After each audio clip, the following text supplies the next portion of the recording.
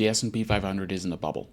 PE ratios are some of the highest on record, but investors keep rationalizing it with talk about they're justified by lower interest rates because we had higher interest rates in the past, and which is true.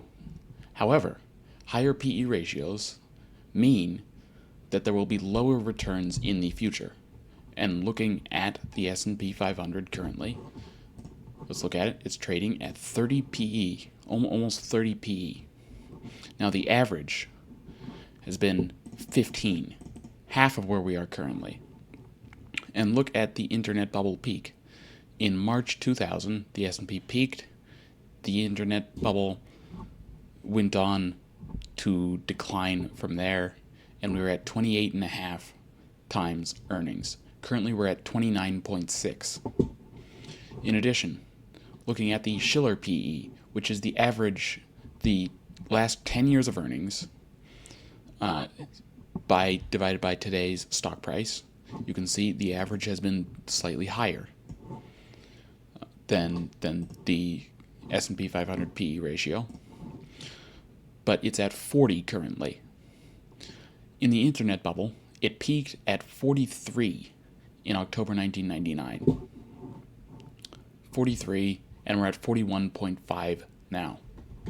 In addition, looking at the dividend yield, it has never been lower than it is today, at 1.06%.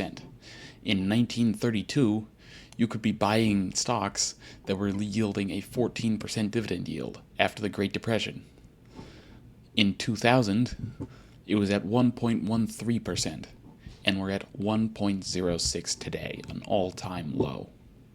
In addition, looking at the earnings yield, which is the amount of earnings that the company brought in divided by the price.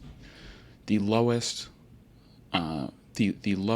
with peak of cycle earnings was around 3 to 3.5 that it got, and currently we're at 3.42.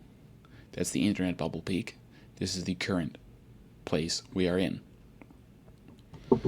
Now, looking at this, what does that mean? We'll look at two other pieces of data. First of all, sales. Sales are growing at 4% a year. Over the last 10 years, they've grown at about 6. Over the last 100, it's been about 4. Now, looking at earnings growth, it's at 17% year over year. Now, sales are growing at 4%, and earnings are growing at 17. How do you rationalize those? Because earnings are way more volatile. You can see in 2008, earnings declined by 77%, whereas sales only declined by 16%.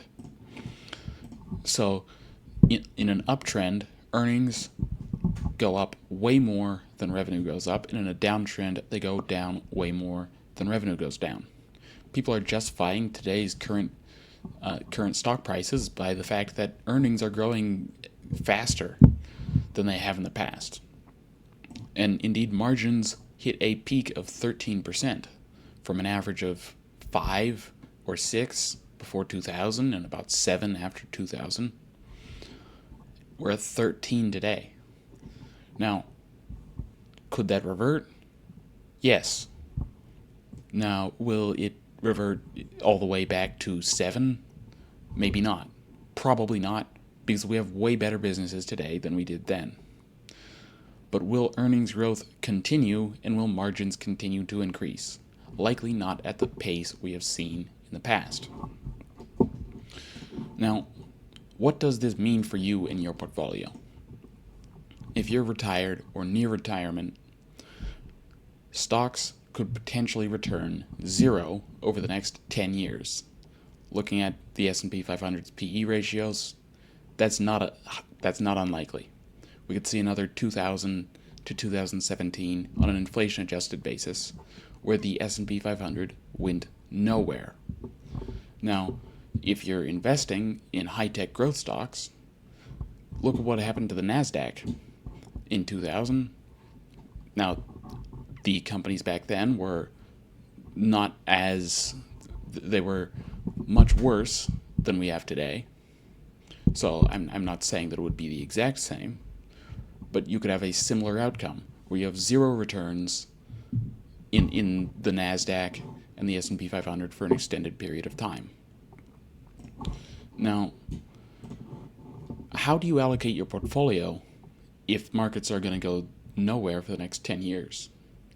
Now, this is the S&P 500 that we're talking about. We're not talking about all markets.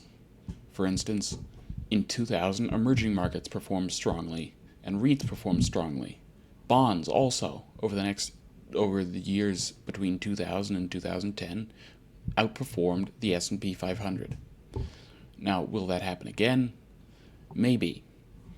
But if you own the S&P 500, know what you own and be aware of the risks.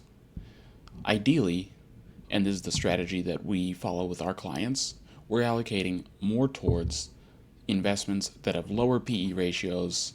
They're continuing to grow, but they have lower PE ratios. You're paying less for the earnings versus the S&P at 30 almost currently. So you can control that risk partially. Now, if you're doing this by yourself, it's not impossible, but it's going to take a lot of time and a lot of hard work to find what to invest in. And it's my personal recommendation. I'm very biased because I'm an advisor, but I think you will be much better working with a good professional financial advisor. If you're looking at hiring someone, my contact information is in the description. See you there. Thanks for watching.